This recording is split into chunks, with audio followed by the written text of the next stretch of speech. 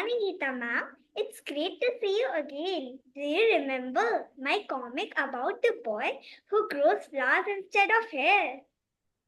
Yes, I remember. I remember your lovely comic. It was so nice. I am surprised Yeah. to hear that you remember it. Why? I thought all your comics were so good. You guys made very nice stories for the first time you're making comics. And today you have a new friend. I haven't met your friend. Hi, Hello, ma'am. what's your name? Ma'am, my name is Parnika. Purnika. Yes, ma'am. Hi, Purnika. Are you both in the same class? Yes, ma'am. Okay, great. Thank you. Yeah. Thank you, ma'am, You for both. joining our podcast. We were very excited You to know about your work. So we visited your website before the interview. Yeah. We came up with some questions. Okay. Sure. You can ask me your questions and I'll answer. Yeah. And if you want me to answer anything again, you can ask me and we'll just go like that. Yeah. Okay. Do you also make comics, Purnika? No, ma'am, I didn't. I was No, not but you there. write them? Yeah. Okay, go ahead. Why don't you ask me your questions?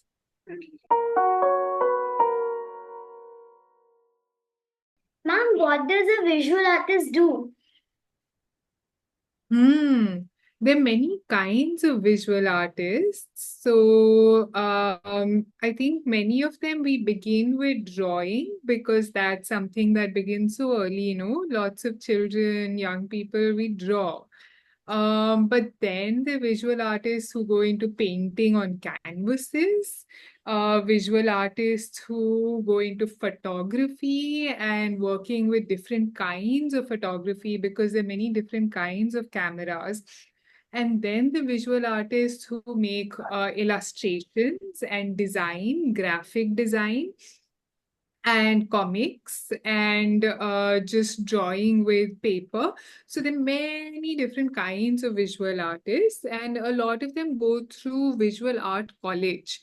So after school, doing a 4-year course, which is in fine arts, and there they often you can do that in painting or you specialize in something. So it could be that you specialize in painting or in applied arts, which means in advertising. So you make graphics and posters and, things that you see like behind you, there are some posters. Yes. So how do you design things that are for communication, for telling people about an event? So visual artists are of all kinds, and sometimes they end up making just their own work that gets into galleries and exhibitions. Sometimes they do work which is for communication, so posters and media.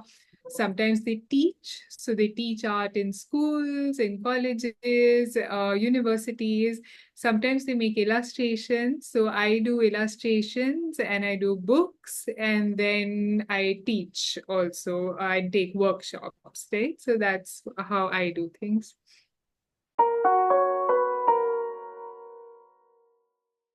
Ma'am, you create graphic narratives. So how do you create them?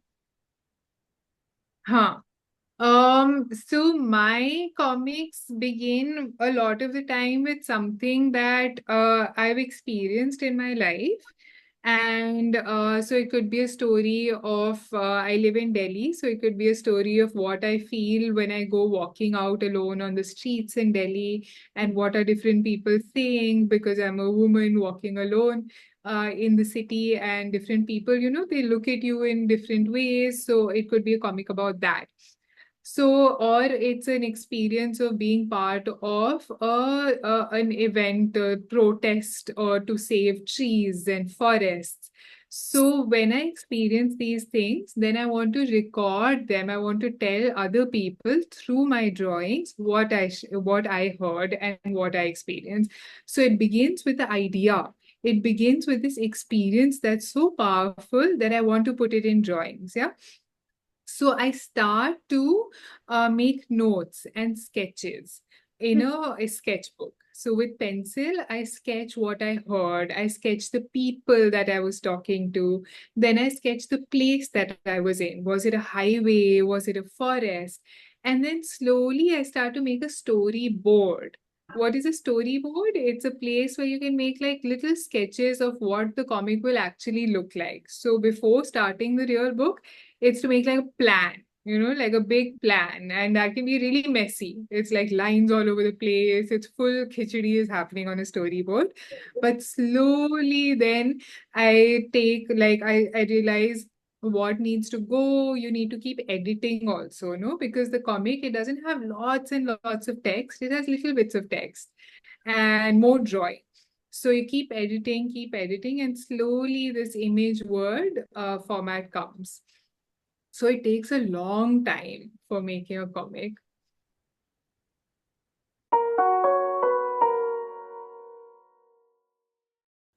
You work on community art. So, what is community art? Yeah, community arts can also mean many, many things. It basically is the kind of work where an artist says they're not just wanting to make art production like big paintings for themselves or for galleries, but we want to do it along with other people. It could be children, it could be young people, it could be adults, adult women who maybe often are a community because they are going through similar experiences or they live in the same place. The communities I work with are often people who don't have art classes. In your school, maybe you have painting and drawing, but there are many children in India who don't have painting and drawing classes, or many of them actually don't go to school. So the communities I work with are people in India, especially children and young people who've never had an art class, who want to draw and paint, but they don't have that materials or time or people around who are going to take art classes. So I worked with other organizations who maybe, they run a library in such a place.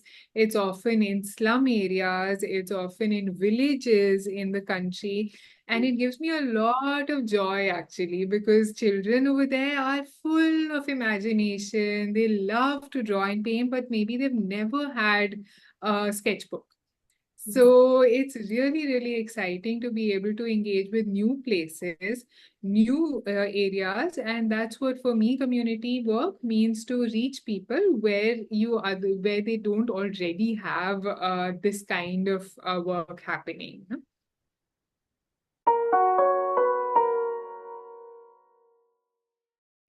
What is a non-profit? Yeah, a non-profit is an organization which is not working to sell things like in a shop, but they're working to do something that is encouraging for communities and for social change, for making or solving maybe a crisis, or introducing education in schools where there's no education. So seeing how it is that things that are lacking in society can happen, better change can happen, something that is necessary. Basic food is not there for people. So organizations that say, we are going to do this work. No, there's no income for us. Yeah. So there's no profit. There's nothing that is being sold. You're not selling pens or pencils or anything. You're doing social good. Yeah.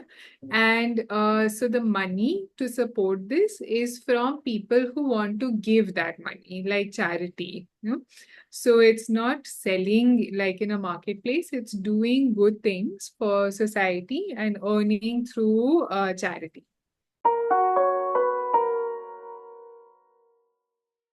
What did you Yeah. do at Art?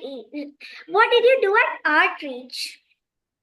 At ArtReach, I worked there for many years, so almost 8, 9 years. So when I started, I did many things. So the organization, like this, like community arts, what we were talking about, no, going into spaces where children maybe have never done painting and drawing. We were going into these spaces in Delhi, but also in village schools. And I was bringing more artists to work with me. So it wasn't just me going to take art classes, there were many artists. Painters, photographers, animators, puppeteers, Hmm. and different people would go to different places where they don't have art classes and take classes, also work with children who maybe want to become artists, but they don't know how. Yeah. So they don't know any art school. So working with them to say, okay, where could they go to an art school? And supporting them sometimes, trying to bring in the money so that they can have art college because they don't have the money to be able to do it. So ArtReach was working, and what I was doing was to organize many, many such programs like across the country, and bring more artists who are interested in doing such work, bring them to spaces where they can do the work. So it was like making links, right? There are many communities where children don't have art classes, and then there are artists who want to take them. But how will this happen?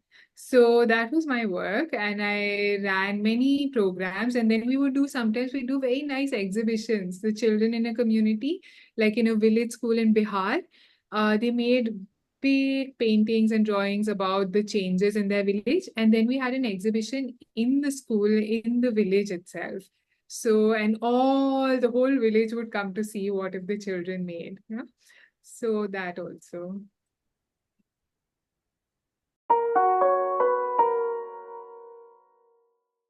Ma'am, which offbeat villages and remote villages have you been to? How did you reach there?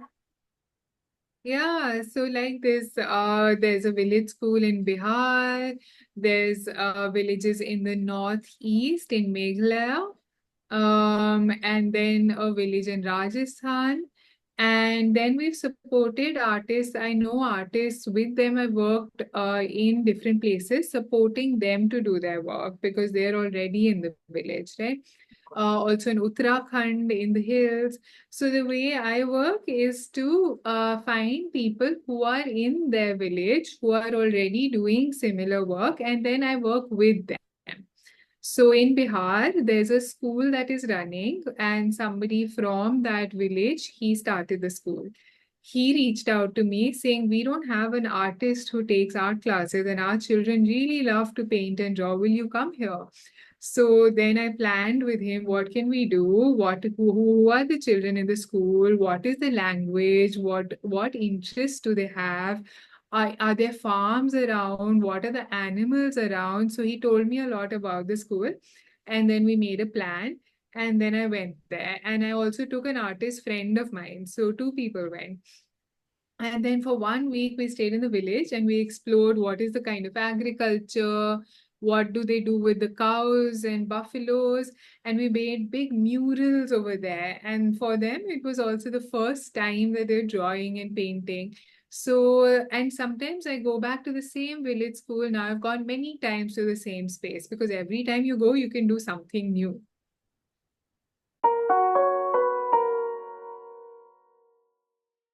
Ma'am, what is a diploma in French art history and culture studies? We saw this on your website and want to know more about it. Yeah.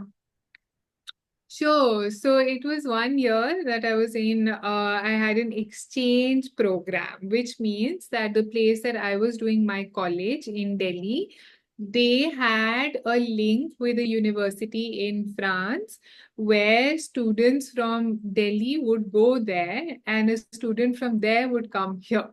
So I was invited with a fellowship to go there, and for 1 year I studied some sections, some parts of French art history, and it's not a degree, so it's just 1 year. So when it's not like a long degree, then it's not a master's, it's not a bachelor's, it's not a PhD, it's a shorter program, right? So that's called a diploma, and you choose particular subjects. And so I chose subjects which were around art history because it let me go to all the museums. the big museums and lots of artists and art, history that's written about.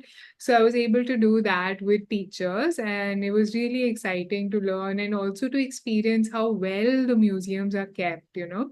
So, and I would sit there and draw as well, and and keep learning about French, particularly French artists and French art history.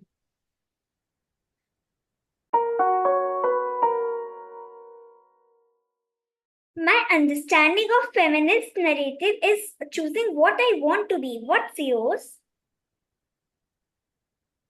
Sorry, tell me again, you choosing what you want to believe.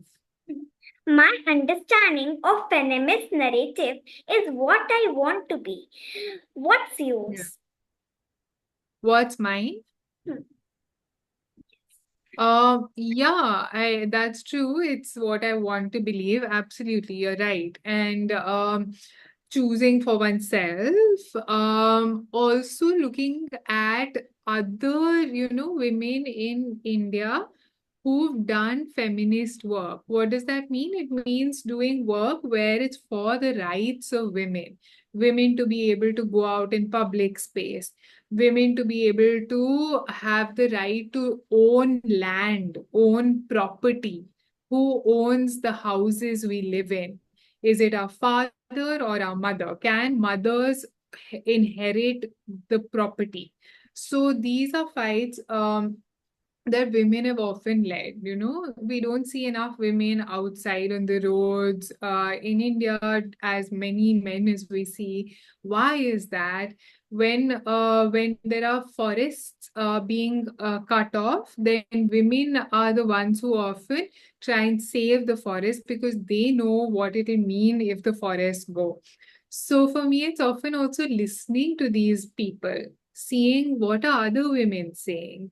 How can their stories be told? How can I make a comic about a leader who's a woman and she was very, very strong in what she said, in what she did?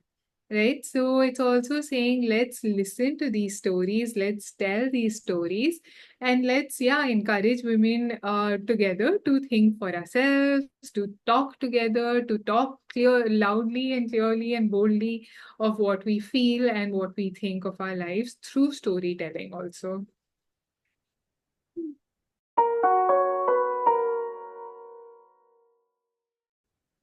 What challenges have you faced while creating graphic narratives such as In the Time of a Tree?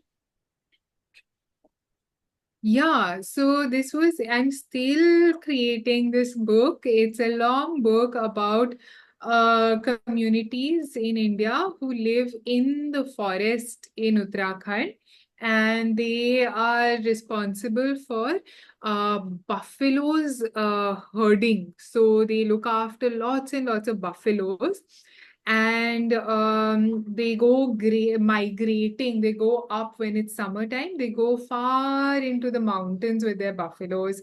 So with them, I was creating these stories because they're often being uh, pushed outside of the forest, and it's becoming more and more difficult for them to look after their animals because they don't know where to go.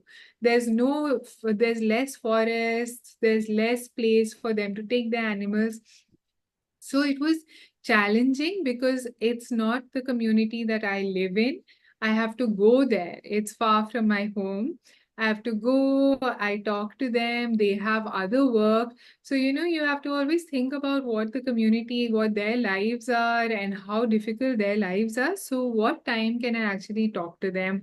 When are they free? I need to pack and plan to meet them far away. So there's a lot of planning involved, and then you have to see when people have the time.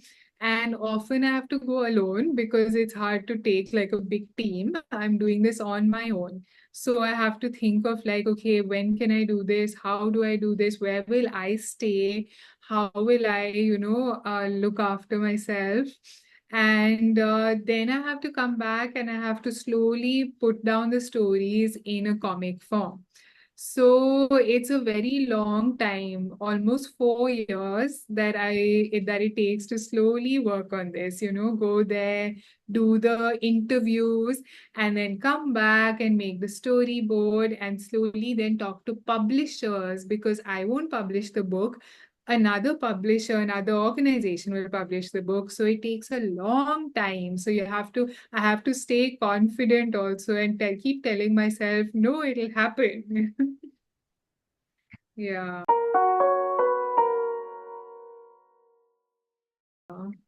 Loka school in Bihar, how did you get the village close together through art? Oh, yeah. So actually, as I was telling you, there's already a school there, right? So the school is over there inside the village, and all the children are coming to the school and they love the school. So for me, it's already nice because I don't have to go and start things from like nowhere. I go to the school, all these children come. And then what happens, through art, because they all can collect and tell stories of the village, suddenly all the grown-ups in the village who are otherwise like not talking to each other, they come together and they want to hear children's stories. Like when you all want to tell a story, suddenly all the adults, they'll keep quiet and they'll be so happy to hear what children are talking about. So when the children, the kind of stories they told stories about problems about water. There's no water in the village, and how difficult it is for them because some of the girls need to go far away and collect water. And suddenly, all the adults came to the school and they all really, really listened to these girls talking about what they feel, how they want a hand pump in the village. And they actually got a hand pump to come to the village after listening to all the children's stories and seeing their drawings. So, actually, when children talk about what they think and how they think things should change, everyone wants to listen because they love to hear what children, young people are saying. So there was a lot of hope. Also, it's a lot of fun, So everybody played games. The children in the village taught their mothers how to paint and got the mothers to like get into all the paints and colors and have fun. And the mothers had never seen a painting class. They had never held a paint brush. So it was very exciting also and a lot of fun.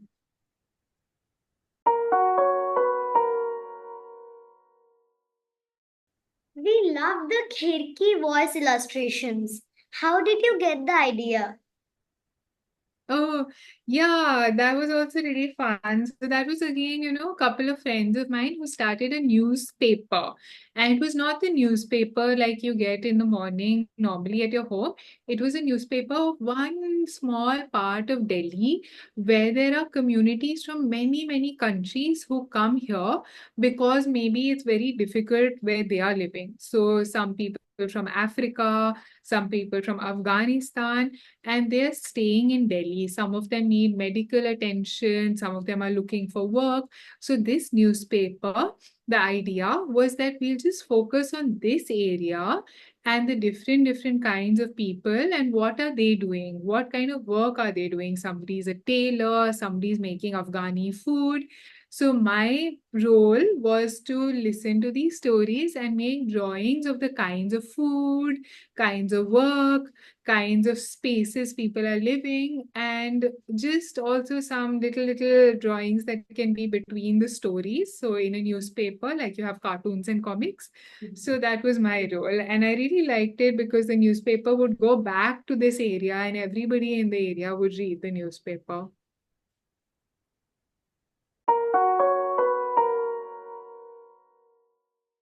Why did you name it Khirki Voice? I didn't name, so my friend started it, and Malini and Mahavir are their names. They started the newspaper and they put the name Khirki Voice, and I thought it was very nice because it was giving a space for people to talk, and people who you wouldn't usually see in a newspaper. So you won't usually see African people living in Delhi in your headlines on a normal newspaper. So this newspaper was giving space to those communities whose voices you wouldn't usually hear. So that's why in Khirki is the area, that place, it's called Khirki village. And Khirki is a nice name because it's like a window, right? So it was like giving space and giving voice and letting people talk about their lives and their experiences.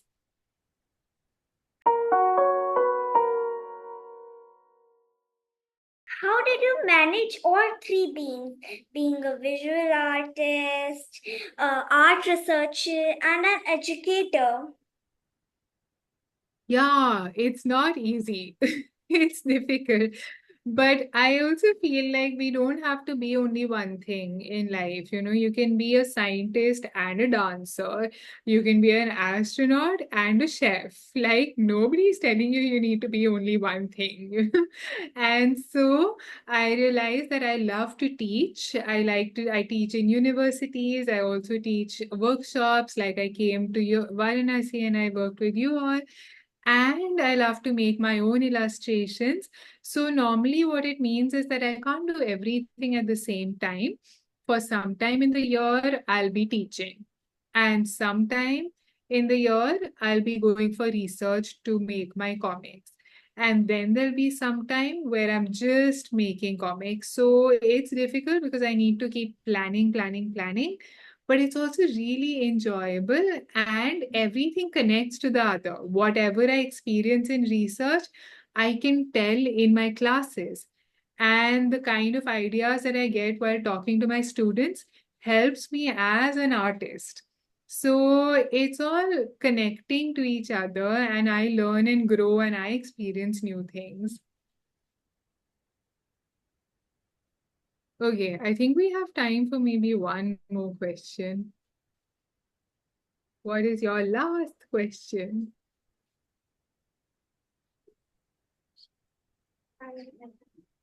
You're done? Yes, ma'am. Okay, great. Thank you so much. Ma'am, this conversation was very inspiring for us. We would try making our own non-fiction comics. I would make one about the culture of Varanasi. And I could make one about the culture of India. Wow, that's great. I look forward to seeing your comics. Do share them with me. And thank you for asking me all your great questions. All the best. Bye. Thank you. Bye.